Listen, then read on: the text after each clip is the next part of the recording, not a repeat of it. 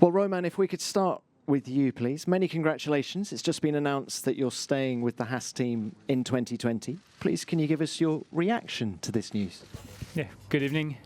It's great, obviously great news. Happy to be with the team for fifth consecutive season. We've built the story since day one, and feels like the story is not yet over. So very, very happy to carry on with the team. Obviously, this year has been a challenge, but so it's also been a good year in terms of growing up for the team and understanding what went wrong and how we can move on in the future. So looking forward to many more races in black and gold for now, but under the Haas color.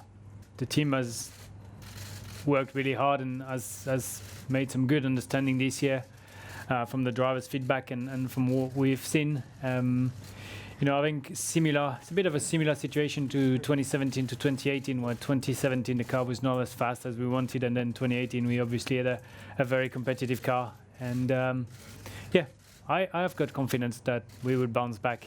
To which level, you never know, but hopefully to a really good one where we can fight for some fun races. Many congratulations, Romain. Robert, if I could come to you now. While we're on the subject of 2020, is there anything you can tell us about your future? We are looking forward to the next year. I'm looking for different opportunities, but in order to evaluate our opportunities, I had to take decision that I will not continue more with Williams until this year. So I will stop end of the year with the team, which is a decision which I took, and this opens a bit opportunities for me for the future in different scenarios, and now I will evaluate what is possible. I think I have to first of all do what will bring me back a bit of joy of racing. Of course, this season has been very tough from performance point of view, but has been also very demanding.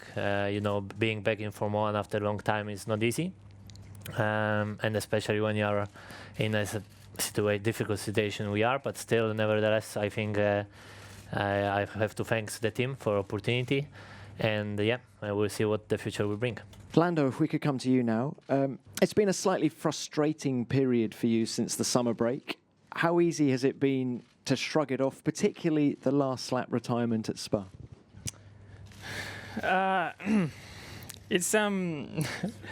It's not been too bad, to be honest. I think as much as I've been annoyed and disappointed, stop it.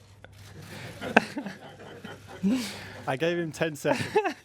I said you'll start laughing within 10 seconds. I don't want to. Okay. As much as it's been annoying and disappointing, especially Spa, last lap, I was on for my best results.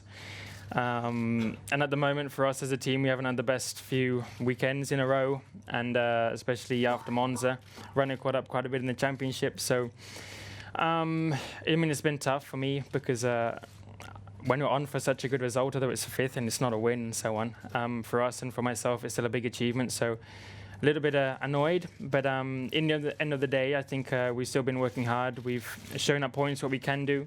We've struggled in other areas, but in the end of the day, it happens. It wasn't in my control. It wasn't in my engineer's control. It was just something that happens in Formula One. So just have to move on. Daniel, if we can come on to you. You scored your best result for Renault at Monza. Was that result the shot in the arm that you needed? I don't like needles, so normally I don't like a shot in the arm, but it was definitely good for us. I think, it'd been a while since we got like a big result like that. I think obviously Canada was the standout in the first half of the year. I think Spa was a pretty positive weekend for us up until the start of the race, but I think we were on for a decent result there. But then to back it up in Monza, and both cars to do it, it was really good. Definitely strong from the start of the weekend, and obviously it's nice as a driver to get the result, but definitely the team, for the team to get that. I think they'd been craving a strong result, from both cars as well, and to get us back in the points, or in that points battle that we're in. Obviously McLaren were running away with it. We made some good ground. That was good. And I think I made an emphasis after the race to really kind of tip my hat to the engine guys, especially the guys in working on Renault in Viry, to get a big result like that on a power circuit. Not many would have predicted that, especially the last few years. So to come out there and do it in Monza, I think was a big pat on the back for them. Lewis, thanks for waiting. Coming to you now. You're gunning for your 5th win here in Singapore. And after the battles with Ferrari at Spa and Monza and Red Bull prior to the summer break, how tough are you expecting this race to be? Well, this is one of the toughest races, if not the toughest race of the year, physically and mentally. So when we come here each year, it shifts between the Ferraris, Red Bulls, and us. I think last year the Red Bulls have particularly been quick over the years, so we anticipate they're going to be strong this weekend. So, and again, have no idea whether Ferrari will whether they'll be quick as they have been in the last 2 races or not. So we're just focused on ourselves, trying to make sure we extract the most we can. We've not really performed that well, particularly over the last couple of years, but come out with not such bad results due to other circumstances. So I hope that we fare well. Lewis, you've raced Robert the longest out of the panellists here. Just sort of the impact he's made since he's been back in Formula One. If he doesn't find another seat next year, how much will Formula One miss him?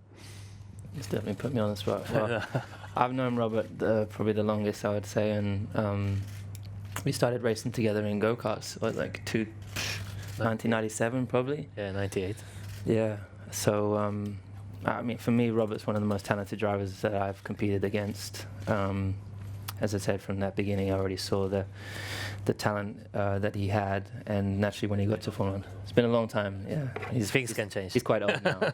No, it's still there when you have it, but I think what's really remarkable is the strength and determination he's shown, particularly through the incident that he had. Not a lot of people can come from those kinds of circumstances and come back and make it back into the sport and deliver against others who don't have the same situation that he's been in. So I think it's been great to have him back. Next year, Formula One goes to Vietnam, which is not a country with a long history or tradition of motorsport. Do you feel that Formula One should continue to go and expand in new destinations like this, where they perhaps don't have a history of motorsport, or should the sport continue to focus on the traditional heartland in places like Western Europe, for example? I think keeping the historic ones where we have the biggest following, because those are the people that really, when we go to Italy, for example, that crowd that really makes the atmosphere. If you go to the UK, for example, so we have to keep those. Losing Germany, I think, is a bit of a painful one, for example. But I think adding new circuits, I think it's good to go to new territories for sure, to expand our reach as a sport.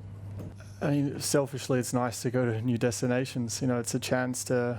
I think we're quite privileged to have this job and to be able to see new parts of the world. It's sometimes an excuse to go and check another place out. So, from that point of view, it's actually always exciting for me, because I know that I probably wouldn't have travelled to all these places as a holiday destination if F1 didn't take me there. So I've discovered some pretty awesome places around the world through the calendar.